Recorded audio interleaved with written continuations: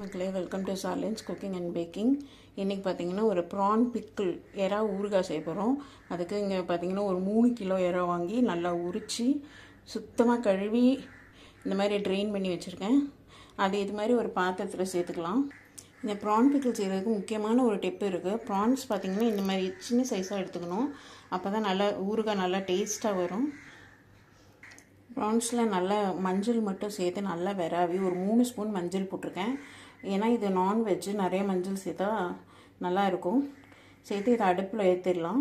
பார்த்திங்கன்னா இந்த இது சூடானோடனே இந்த ப்ரான்ஸ் நல்லா வெந்துருச்சு, சுருண்டுருச்சு. பார்த்திங்களா, இதில் வந்து எவ்வளோ தண்ணி வந்திருக்கு பார்த்திங்களா. இப்போ இந்த அடுப்பை ஆஃப் பண்ணிடலாம். இந்த தண்ணியை விட்டு நல்லா சுத்தமாக ட்ரெயின் பண்ணி ப்ரான்ஸை மட்டும் தனியாக எடுத்துக்கலாம். இது மாதிரி வடித்து எடுத்துக்கலாம். இது கம்ப்ளீட்டாக ஆறணும். ஆறிட்ட பிறகு இதில் மசாலா சேர்த்து அடுத்த ஸ்டெப் என்னென்னு பார்க்கலாம். ஆறிடுச்சு. இப்போ இதுக்கு உப்பு போட்டுடலாம். இதை நல்லா கிண்டி விட்டுடலாம், எல்லா பக்கமும் படுற மாதிரி. இந்த சைடு பார்த்திங்கன்னா ஒரு கடாயில் கொஞ்சம் எண்ணெய் ஊற்றிருக்கேன், ரிஃபைண்ட் ஆயில். இதில் இந்த ப்ரான்ஸ் வந்து ஃப்ரை பண்ணி எடுக்க போகிறேன், டீப் ஃப்ரை.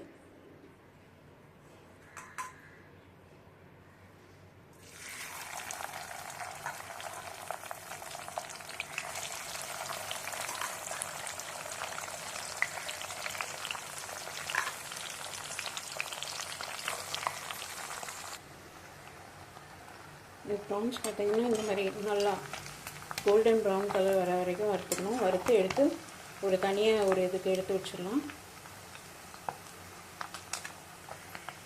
இதில் இன்னும் ஒரு பேட்ச் சேர்த்துக்கலாம். ப்ரான்ஸ் வேகும்போது இது மாதிரி மூடி வச்சுக்கோங்க, இல்லைன்னா பயங்கரமாக வெடிக்கும், மேலே பட்டுரும். ப்ரான்ஸ் ஃபுல்லாக ஃப்ரை பண்ணி எடுத்தாச்சு. இங்கே ஒரு 150 கிராம் பூண்டு உரித்து வச்சுருக்கேன். இதை இப்போ இந்த எண்ணெயில் சேர்த்துக்கலாம். சேர்த்து நல்லா பொன்னிறமாக வறுத்து எடுத்துக்கலாம். பூண்டு பார்த்திங்கன்னா இந்த மாதிரி ஒரு நல்ல ஒரு கோல்டன் ப்ரௌன் கலர் வரணும். அந்த அளவுக்கு வறுத்து எடுத்து தனியாக ஒரு பிளேட்டில் வச்சுக்கலாம்.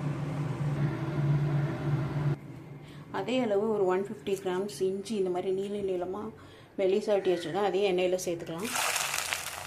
இதையுமே நல்ல கோல்டன் ப்ரௌன் கலரில் வறுத்து எடுக்கணும். இஞ்சியும் இந்த மாதிரி கோல்டன் கலரில் ஃப்ரை பண்ண பிறகு எடுத்து வச்சிடலாம். அடுத்தது ஒரு 15 பச்சை மிளகாய் இது மாதிரி ஸ்லிட் பண்ணி வச்சுருக்கேன். இதை சேர்த்துக்கலாம். ஒரு 4 கத்து கருவேப்பிலையை அப்படி உரி வச்சுருக்கேன், அதை சேர்த்துக்கலாம். அழிச்சிடலாம். இதுக்கு ஒரு 4 ஸ்பூன் அளவுக்கு கடுகு போட்டு தாளிச்சிடலாம்.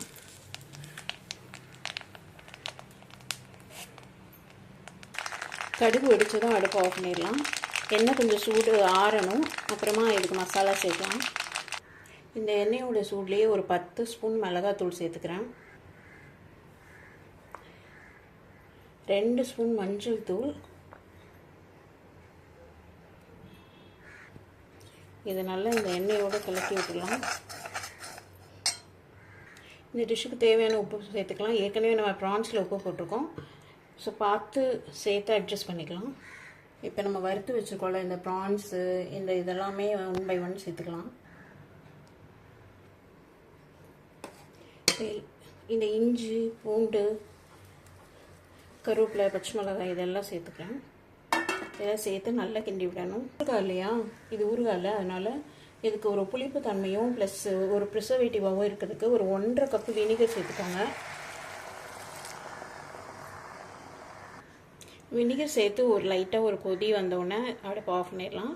ஊறுகாய் ரெடி. நல்லா ஆறின பிறகு ஏர்டைட் கண்டெய்னரில் போட்டு ஃப்ரிட்ஜில் வச்சா ரொம்ப நாளைக்கு வரும். ஒரு கொதி வந்துடுச்சு, இதை ஆஃப் பண்ணிடுறேன். இதை ஆறட்டும். ஆறின பிறகு பாட்டிலில் போடும்போது காமிக்கிறேன்.